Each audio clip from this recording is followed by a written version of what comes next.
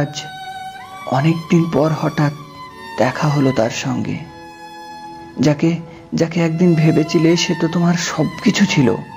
আর আজ দুজনে মুখোমুখি দাঁড়িয়ে, তবুও কোনো কথা হলো না। তবুও যেন হাজার মাইল দূরে চক্ষু গেল ছাড়িয়ে।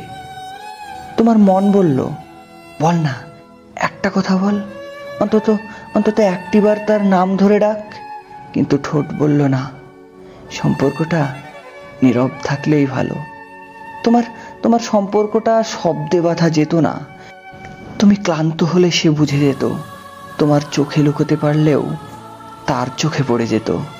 তুমি বিশ্বাস করেছিলে এই মানুষটাই আমার পৃথিবী, তবে সেই পৃথিবী কবে যেন কালো হয়ে গেল। ধীরে ধীরে একদিন হঠাৎ কথাগুলো কমে গেল। কোথাও আর সেই অপেক্ষাগুলো থাকতো না।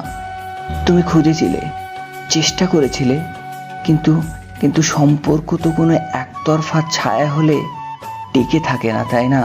তোমরা একে অপরকে হারাওনি ঠিকই, কিন্তু কানেকশনটা হারিয়ে গিয়েছিল। সেই সম্পর্কটা শুধু নীরবেই বেঁচেছিল। এতদিন পর হঠাৎ দেখা হলো, তুমি চমকে গেলে, কিন্তু সে যেন একটু হাসলো। তোমার চোখে জল, গলায় কান্না, কিন্তু মুখে নীরবতা। সে কিছু বলল না, তুমিও কিছু জিজ্ঞেস করলে না, কিন্তু দুজনেই জানলে এক পলকের দেখাই পুরো একটা গল্প বলে দিল। পুরো একটা পৃথিবী বদলে গেল, পুরো একটা গল্প বেঁচে গেল, যেটা কখনো বলাই হয়নি। তুমি চাইলেই বলতে পারতে, আমি আজও তোমাকে অনেক ভালোবাসি, কিংবা তুমি চলে গেলে। তুমি বললে না কারণ তুমি জানো এই সম্পর্কটা ভালোবাসার থেকেও বেশি কিছু। আর বেশি কিছু বলেই নীরবতাই ভালোবাসা টিকে থাকে, নীরবতাই ভালোবাসা টিকে থাকে। যেখানে কথার চেয়ে স্মৃতি বেশি কথা বলে, যেখানে দূরত্ব থাকলেও অনুভব থাকে। হ্যাঁ, কিছু সম্পর্ক সত্যিই শুধু নীরবতাই বেঁচে থাকে।